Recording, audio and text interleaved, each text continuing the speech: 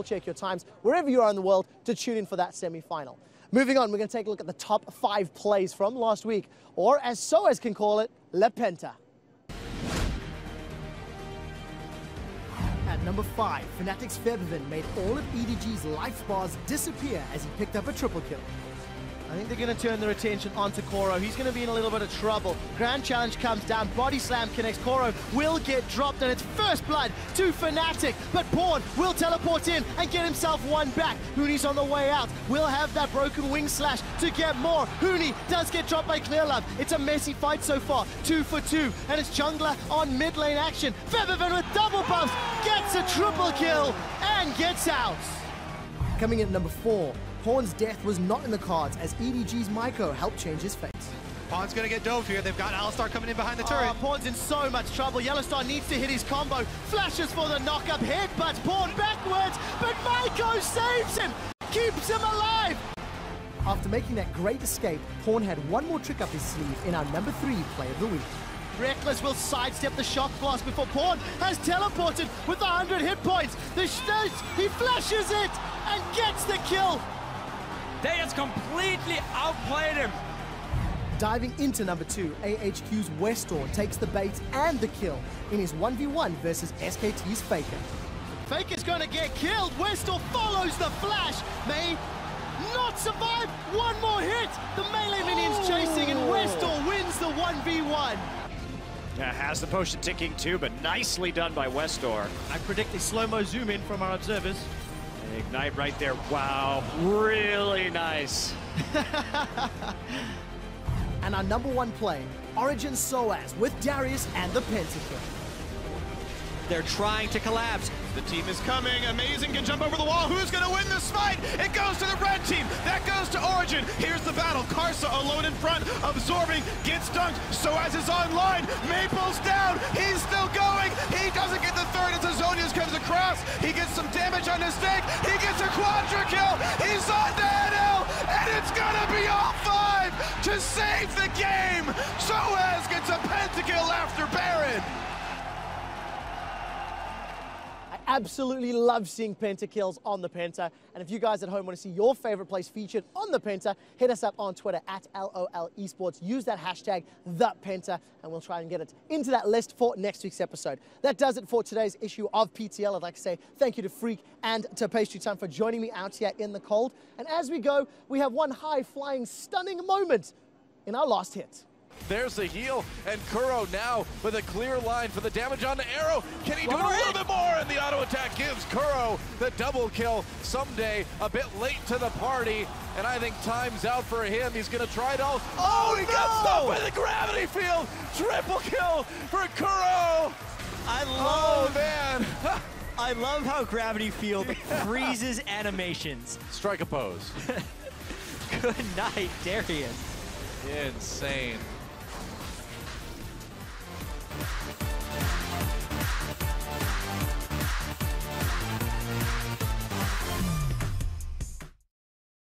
Dude, I'm really digging Brussels. Fuji is awesome.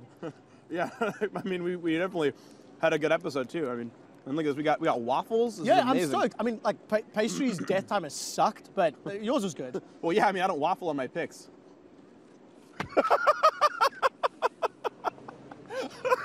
Hey guys, what's going on? Nope, I'm fried. That actually went everywhere. Sorry. Got the young pirate sugar on, you know.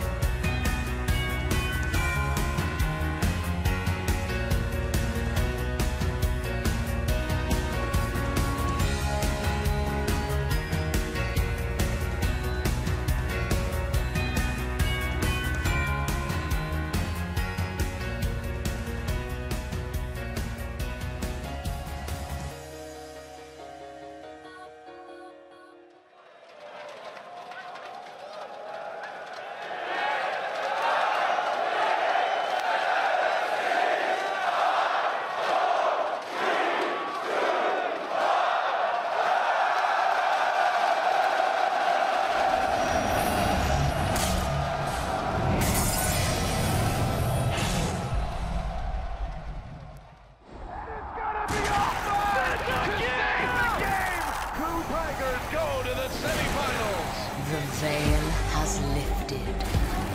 The Summoners Cup, Fnatic will advance to the semi-finals. The only team to do that 3 times. 12 have fallen. Only the intrepid remain. Victory is on the horizon.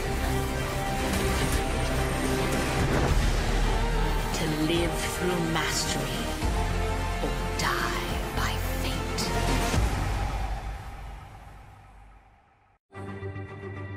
SKT definitely looks like the best team right now.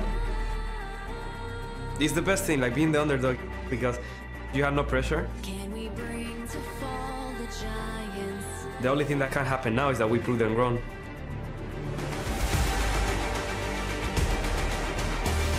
피키 선수가 워낙 옛날부터 오래 온 게이머고 굉장히 지금까지 하는 것만 봐도 성실히 오래 했다는 거에 반증이라고 생각하니까 많이 경계를 하고 있어요. It is weird to prepare for two different guys. Especially at first I was thinking it would be Faker. 물론 제가 뛰고 싶은 건 맞지만 사실 지훈이 형이 나가도 크게 상관은 없어요. 지지만 않으면.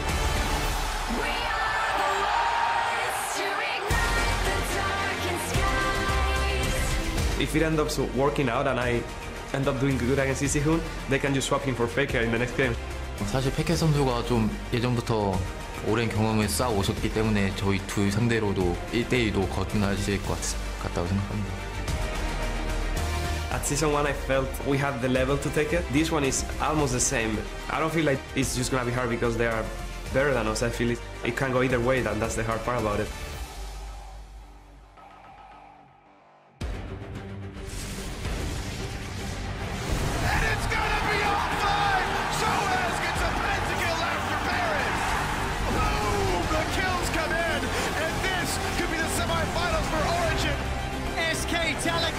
Destroy AHQ's Nexus and are one step closer to the Summoners Cup!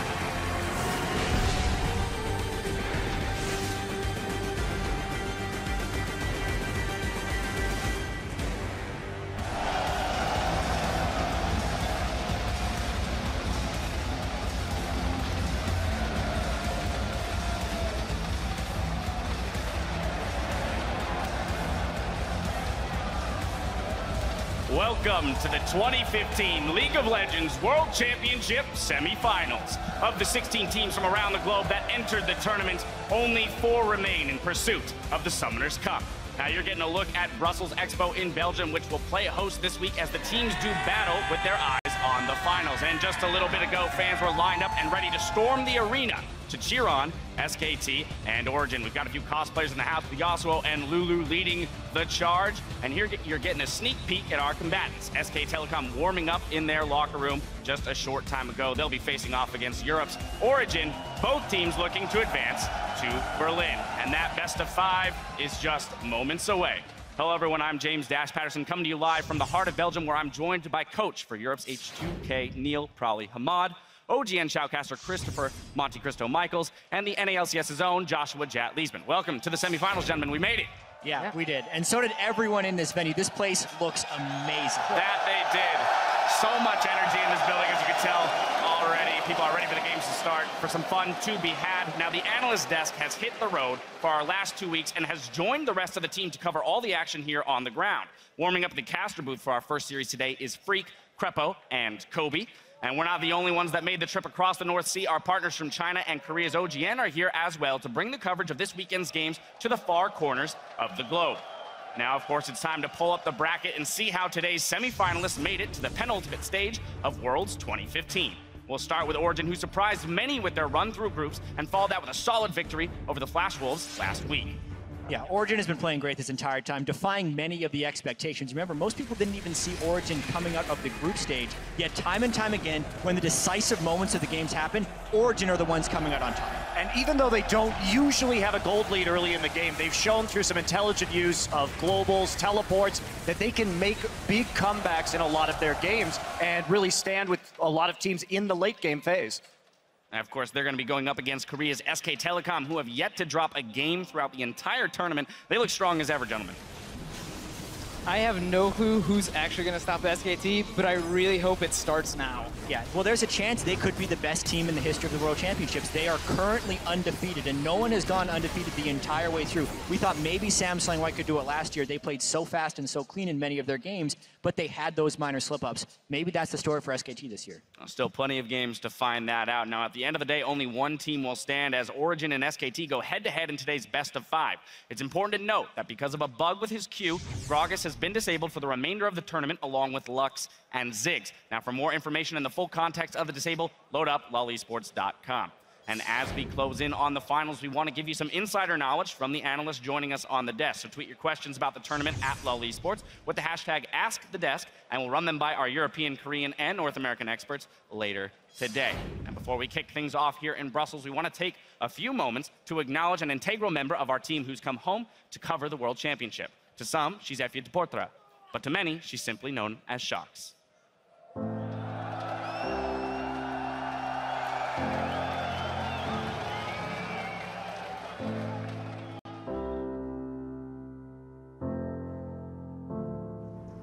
After 4 years, I still like watching League of Legends the most out of everything.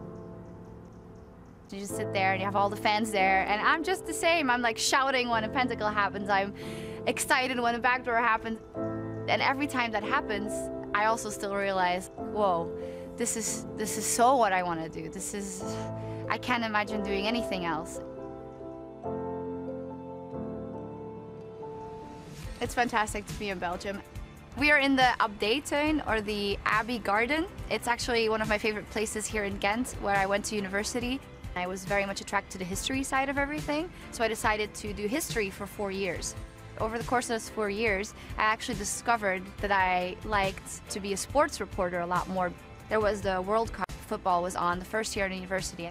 I watched every single game of the Football World Cup, and that made me really realize, whoa, I love this more than I love anything else. So I also got a degree in journalism. Somehow I fell into watching League of Legends, and I stumbled upon a broadcast of IEM. It was kind of like it was an epitome that I was watching, and I was like, whoa, this is so competitive and cool, and this is this game that I've been playing for months and months. I'm gonna try and use what I learned and write about League of Legends. At that point, I had no idea what was about to come.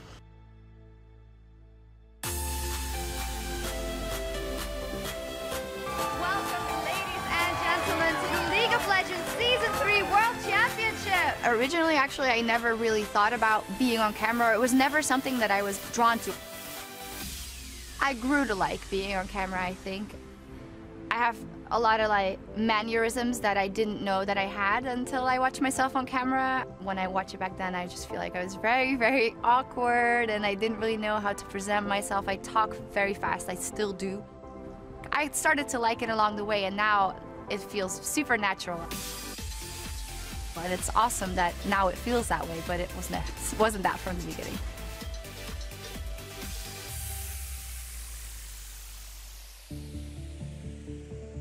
Sometimes takes a turn for the worse when people judge you on a lot of things that have nothing to do with the actual job description. And the one that hurts the most always is people that are like, the only reason why you're here is because you're a girl and you happen to look half decent. I want to pull that person to the screen and say, have you any idea how hard we all work? And I don't work less hard. Like, I do just as much. And you just diminish me to just being a lady, a woman, a girl, whatever you want to call it. That is just, ugh. I love when they say, wow, you looked great today, your dress was awesome. Yay, good, but did you also like that interview? Did you think that should I ask that question differently? What should I do? I want someone to watch me and, okay, they might think, hey, there's a girl doing interviews, but then I want them to listen and think, wow, okay, she's doing a good job. This is what I wanted to hear from this player. And it's such a process because there's so much more factors that go into it. And the first thing that's important is making the player feel good and feel safe and feel confident to say what he wants to say. A lot of times people always think that, oh, you just burned this player or whatever, but most of the time that's because I've built a connection up with them over the years, or I've talked to them behind the scenes and I know how far I can go and I can't go and what would work. And sometimes it falls flat, but I'd like to think that they respect me now for what I do. I think the most favorite interview that I've done has most recently been the Dyrus interview, because it was one of a kind. And I was quite nervous because I had thought about what to ask him, and I had different things. Okay, you know, what do you think is going to happen at TSM after? What's all of this? And then when it just happened, I just realized, no, just let him. He obviously wants to say something, and he'll be great at it. So why don't I just give him the openest question possible, like show him that he can be calm and be himself, and then I got caught completely off guard.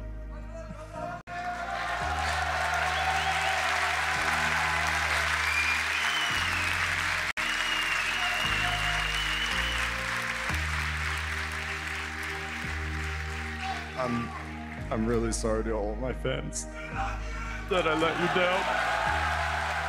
It was very overwhelming, but the only thing I was like, I don't want to cry and have people look at me when I'm crying. Now, I don't care if I look bad. I want them to listen to him because this is his moment. And I feel like 2 years ago, I might have screwed that up completely and just been too nervous or said the wrong thing. And I felt really, really happy that I could navigate that, and I felt that that moment that we created was really special. There is nothing left to say. You have influenced the lives of so many people, and you will continue to do that. Thank you so much for willing to do this. And one more time for Dyrus, his incredible career, and the fact that he was willing to talk to us here.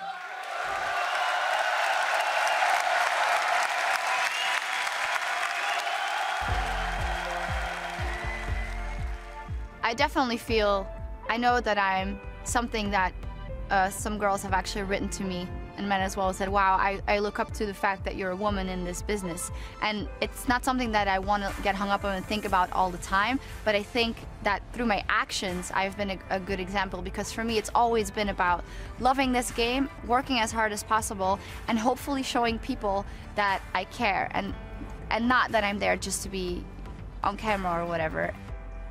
As I said, it's great that people say you looked great, you were wearing a great dress, and of course it makes me feel good, but it makes me feel 100 times better if a girl comes up to me at a live event and says, you are an inspiration to me, I love what you do, I think you're a great example, I want to do what you do. That means so much.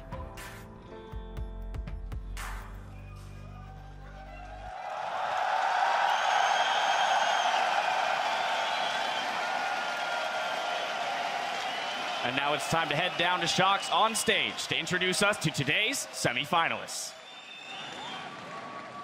Welcome everybody to Brussels Expo!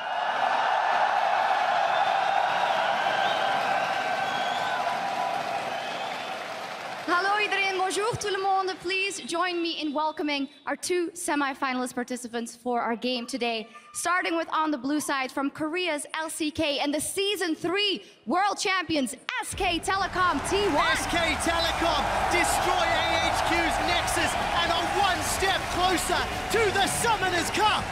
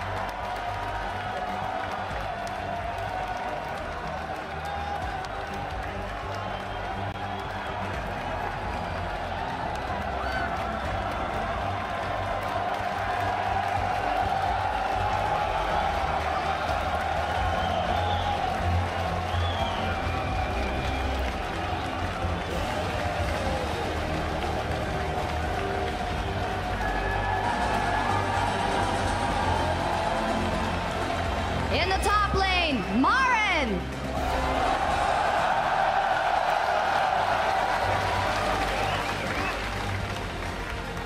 In the jungle, Bengi.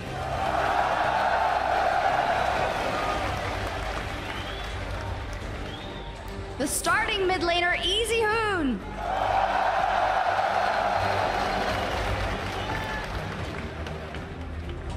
At AD carry, Bang.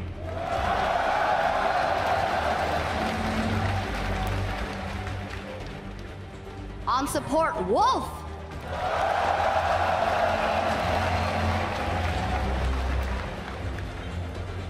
the substitute Faker.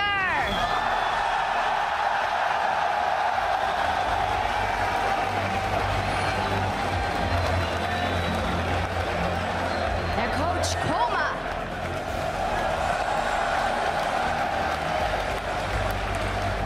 Once again for SK Telecom T1.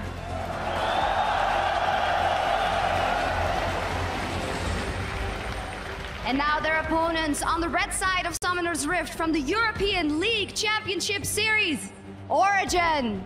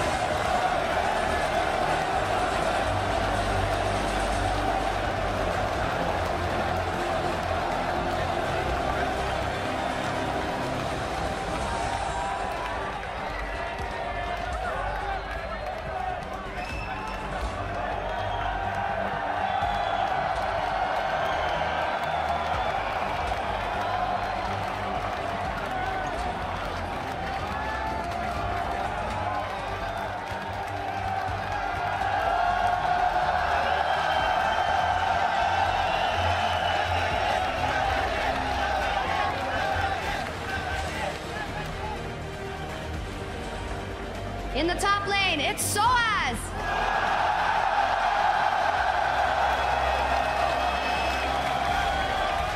In the jungle, Amazing.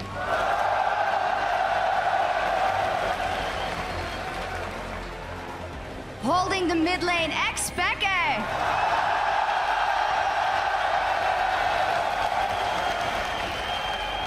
At AD carry, Niels.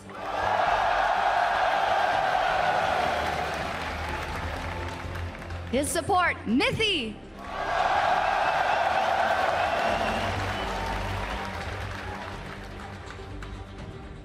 Their sub, Aranea.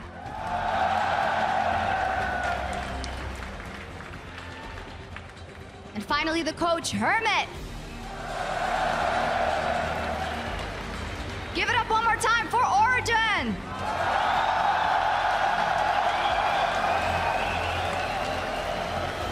Ladies and gentlemen, one last time, our semi-finalist SKT and OG.